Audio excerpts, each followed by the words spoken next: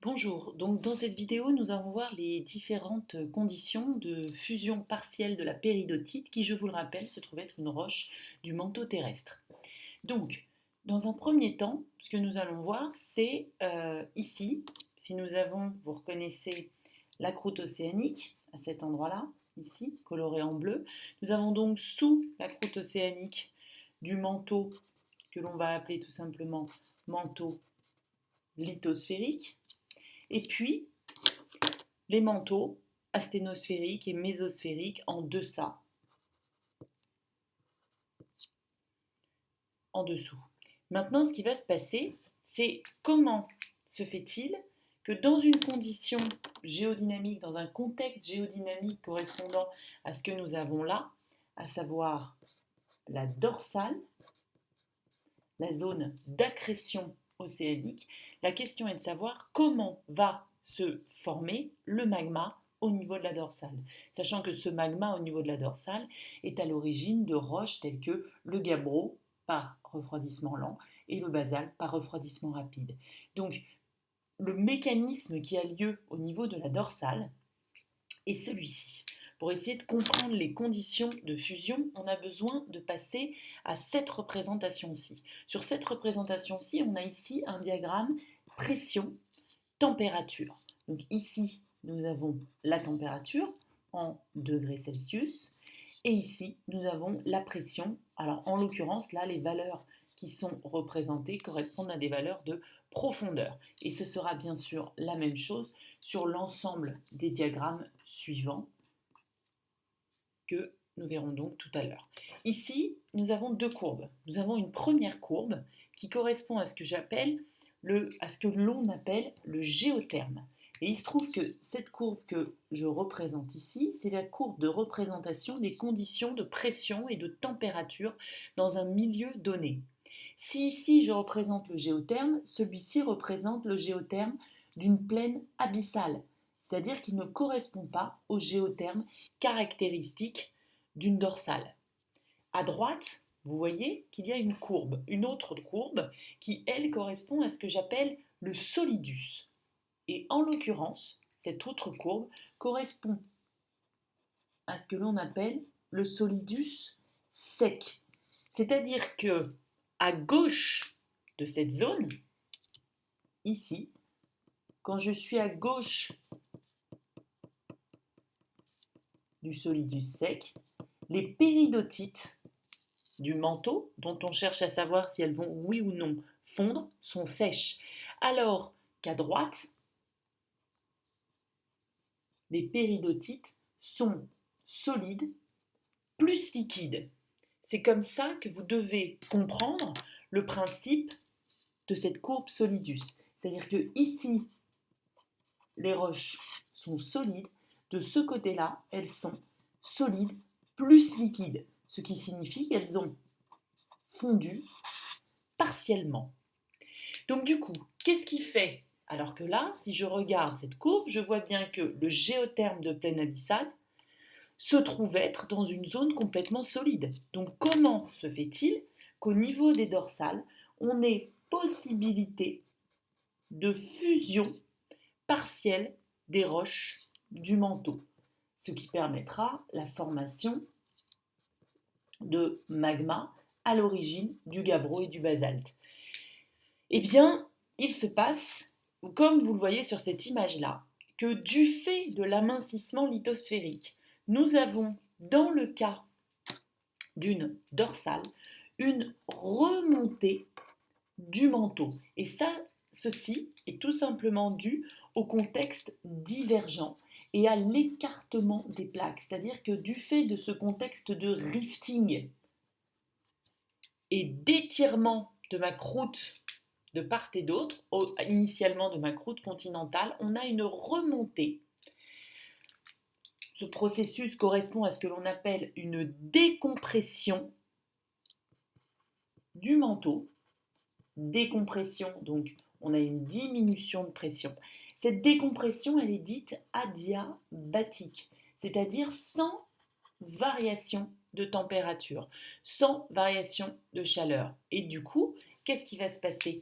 Il se trouve que si on considère le géotherme de dorsale. Le géotherme de dorsale, il ne va pas avoir exactement cette tête-là, mais il va tout simplement correspondre au même géotherme, mais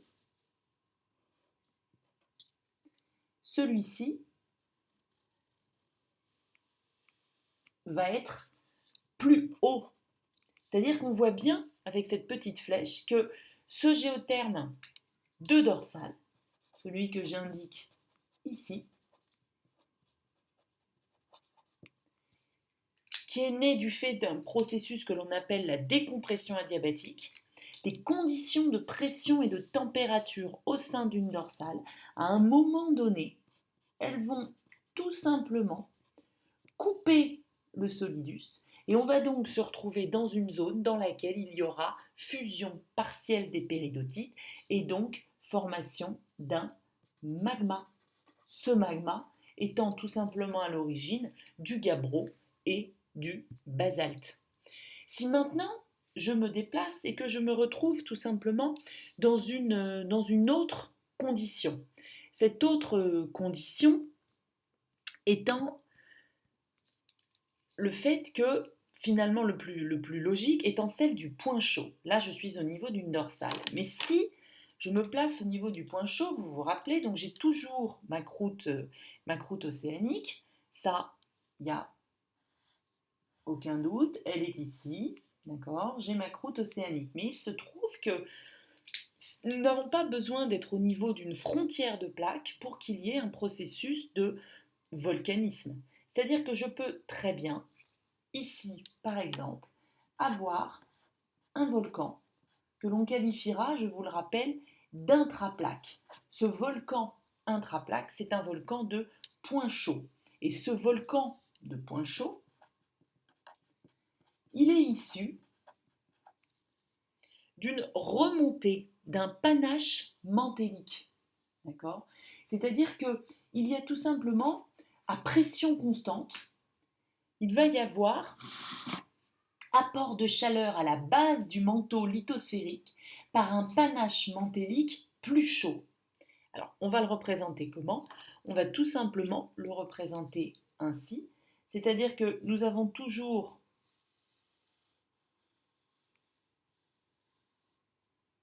nos limites de manteau. Donc, dans le cas du manteau asténosphérique, là, il n'y a rien de particulier, on ne le voit pas particulièrement. Par contre, ce que l'on va voir, c'est tout simplement une remontée. Alors, je peux le faire tout simplement. On a une remontée d'un panache mantélique plus chaud depuis la limite manteau noyau externe. Alors, la plupart des points chauds remontent à ce niveau-là. Donc là, on a bien une remontée, un apport de chaleur important. Donc on va le mettre comme ça.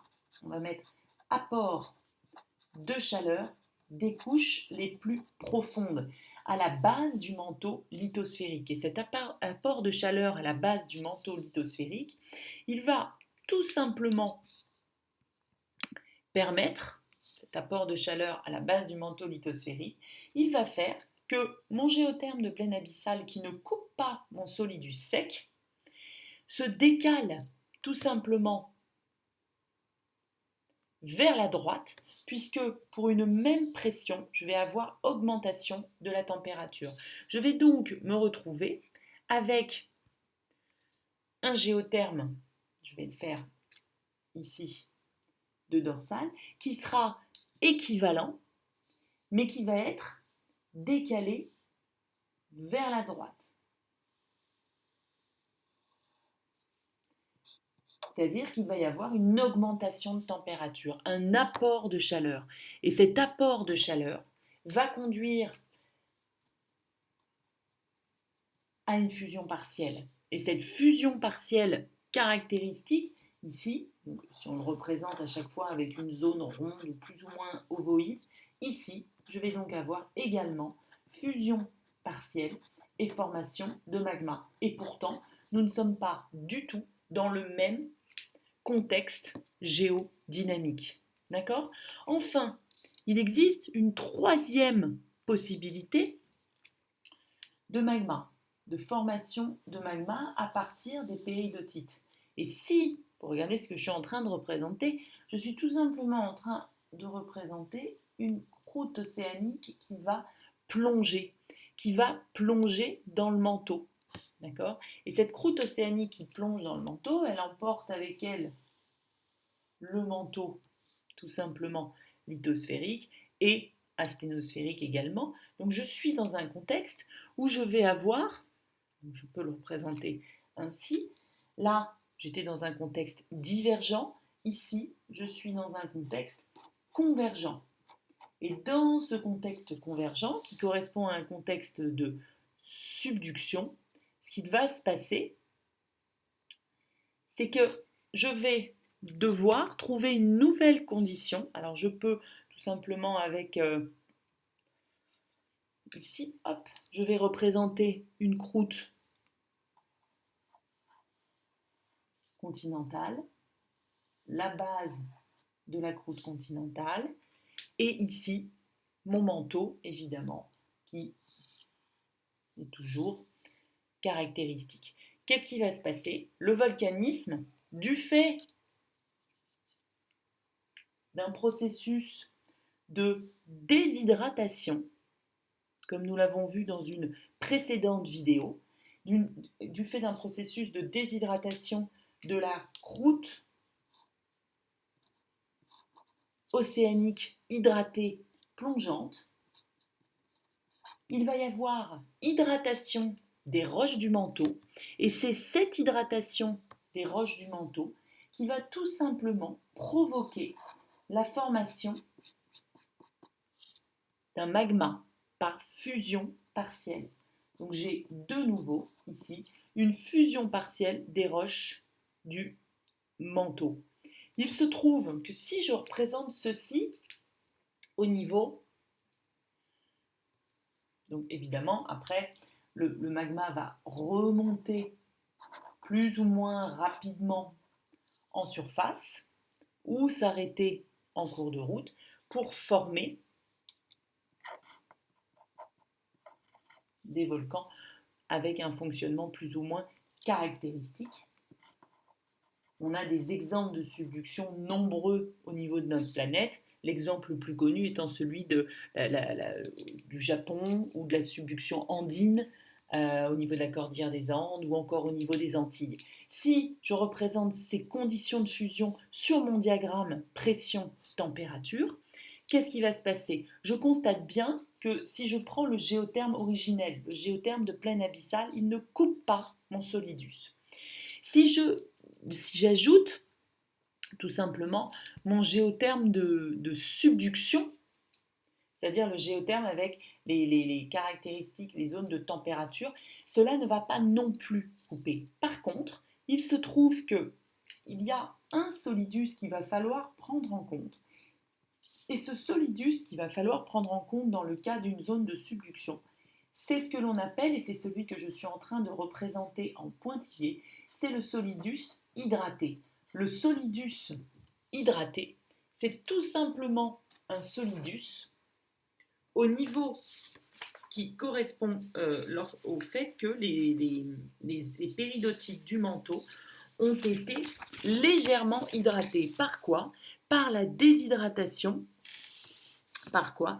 Par la déshydratation des roches de la croûte. Donc, ce qui va se passer à ce moment-là, c'est que mon géotherme de dorsale va pouvoir, mon géotherme de zone de subduction, va pouvoir couper le solidus non pas sec, mais le solidus hydraté. Je vais donc cette fois-ci avoir une hydratation, c'est-à-dire que la fusion va se faire par décalage du solidus. Je vais donc pouvoir, là encore, représenter la zone au niveau de laquelle il y a fusion partielle. Et voici donc 3 conditions de formation de magma dans 3 contextes géodynamiques différents par fusion partielle de la péridotite.